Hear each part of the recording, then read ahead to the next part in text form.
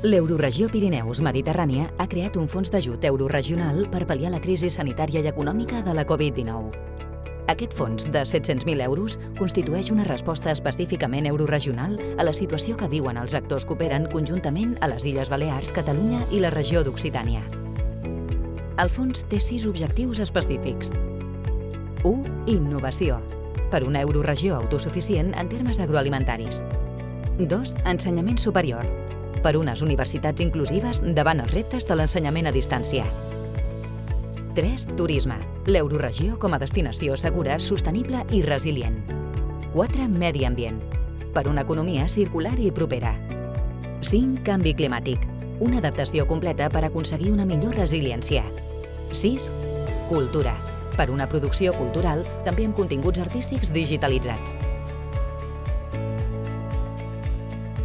Podran optar al fons entitats territorials, empreses, universitats, centres de recerca, associacions i emprenedors, entre d'altres.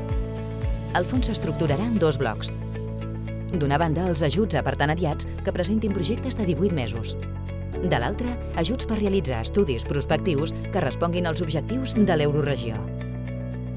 Amb el fons, l'euroregió vol aportar la seva expertesa en solidaritat i cooperació, tot treballant amb una visió europea, amb i per al territori. L'euroregió actua. Junts fem front a la Covid-19.